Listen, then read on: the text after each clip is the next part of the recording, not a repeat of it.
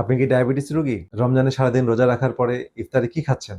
ছোলা, পেঁয়াজু, বেগুনি, জিলাপি। যদি এগুলোই বেশি খান তাহলে হয়তো আপনার ব্লাড সুগার ইফতারের পরে আকাশে উঠে যাচ্ছে। আজ আমি বলবো ডায়াবেটিস রোগীর জন্য সঠিক ইফতার কেমন হওয়া উচিত, অবশ্যই ফাংশনাল মেডিসিনের আলোকে। ডায়াবেটিস রোগীদের সমস্যা কোথায় হয় জানেন? ডায়াবেটিস রোগীরা যখন ইফতার করেন, যদি এটা জিলাপি, বেগুনি, আলুর চপ, পেঁয়াজু, শরবত, সাদা চিনি এই জাতীয় উপাদান দিয়ে যদি বা ডায়াবেটিস রোগীরা ইফতার করি, তাহলে যেটা হয় সেটা হচ্ছে এই খাবারগুলো মানে হাই গ্লাইসেমিক ফুড। এগুলো খাওয়ার পরে আমাদের ব্লাড সুগার অনেক হাই হয়ে যাবে। তো যেটা হতে পারে, আমাদের তখন অনেক সুগার বেড়ে যাবে এবং অতিরিক্ত ইনসুলিন আমাদের প্যানক্রিয়াস থেকে রিলিজ হবে, অর্থাৎ হাইপার ইনসুলিনেমিয়া হবে। অতিরিক্ত ইনসুলিন এসে আবার গ্লুকোজগুলোকে হঠাৎ করে আবার সেলের মধ্যে দ্রুত নিয়ে যেয়ে আবার হঠাৎ করে ব্লাড সুগার ড্রপ করে ফেলবে। কারণ আমাদের ডায়াবেটিস রোগীদের ইনসুলিনের বেড়ে যাওয়া এবং কমে যাওয়ার যে নিয়ন্ত্রণ, এটা থাকে না। ঠিক আছে? তো এটা একটা বিষয়। আর একই সাথে আমাদের দুর্বলতা, মাথা ঘোরা, অতিরিক্ত ক্ষুধা লাগা এই জাতীয় সমস্যাগুলো আমরা ডায়াবেটিস রোগীরা ফিল করি। তো ফাংশনাল মেডিসিন আমরা যেটা বলি সেটা হচ্ছে blood sugar stability is the কি টু হেলথ। এখন রমজানে আসলে আমাদের সুন্নাহ, হ্যাঁ, আল্লাহ রাসূলের সুন্নাহ এবং বিজ্ঞান আসলে কি বলে। আমাদের প্রিয় নবী রাসূলুল্লাহ সাল্লাল্লাহু আলাইহি সাল্লাম ইফতার করতেন খেজুর এবং পানি দিয়ে, হ্যাঁ। আর আজ বিজ্ঞান কি বলছে? খেজুরে আছে ফাইবার, পটাশিয়াম, ম্যাগনেসিয়াম, যা দ্রুত কিন্তু নিয়ন্ত্রিত শক্তি দেয়। তবে ডায়াবেটিস রোগীদের জন্য 1 থেকে 2টা খেজুরই যথেষ্ট।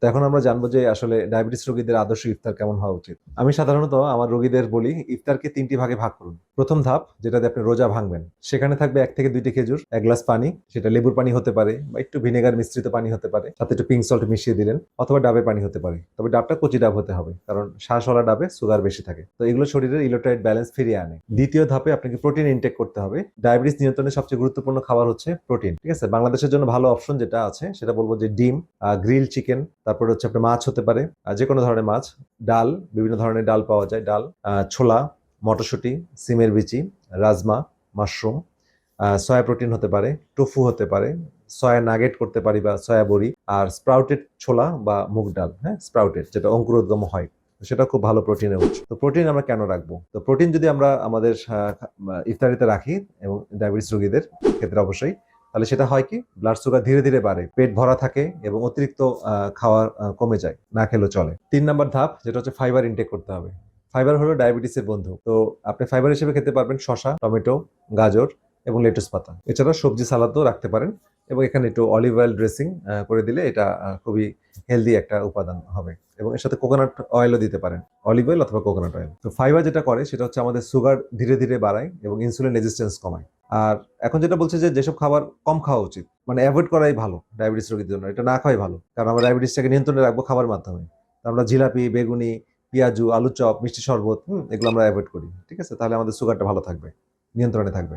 কারণ এই খাবারগুলোর মধ্যে থাকে রিফাইন্ড কার্বোহাইড্রেট এবং ট্রান্স ফ্যাট, যেগুলো আমাদের ইনসুলিন রেজিস্ট্যান্স বাড়ায়, ওজন বাড়ায় এবং ডায়াবেটিসের অবস্থা আরো খারাপ করে। এছাড়া ইফতারে আমরা ভালো কিছু পানীয়, যেমন লেবু পানি, চিয়া সিডের পানি, ডাবের পানি, লাচ্ছি, চিনি ছাড়া লাচ্ছি, এটা খেতে পারি, বা অ্যাপেল সিডার ভিনেগারের পানি, এটা খেতে পারি। আর খারাপ যে ড্রিঙ্কস বা পানীয়, যেটা হচ্ছে রুয়াবজা বা বিভিন্ন সফট ড্রিঙ্কস বা cold drinks, Coke, Fanta, Pepsi, এগুলোর মধ্যে প্রচুর সুগার এবং সোডা থাকে, এগুলো আসলে আমাদের সুগারকে অনেক অনেক বাড়িয়ে দিবে। ঠিক আছে? এগুলো আমরা অ্যাভয়েড করবো। আর একটা আদর্শ ইফতারের একটা নমুনা দিই, সেটা হচ্ছে আপনার একটা ইফতারের প্লেটে আপনি 1 থেকে 2টা খেজুর রাখেন, 1 গ্লাস পানি, ডিম বা গ্রিল চিকেন, 1 বাটি ছোলা, শসা টমেটো সালাদ এবং সামান্য ফল, হ্যাঁ। তো এটা যদি আপনি এভাবে যদি খান, তাহলে আপনার ব্লাড সুগার স্থির থাকবে, শরীরে এনার্জি পাবেন এবং রোজা রাখা সহজ হবে।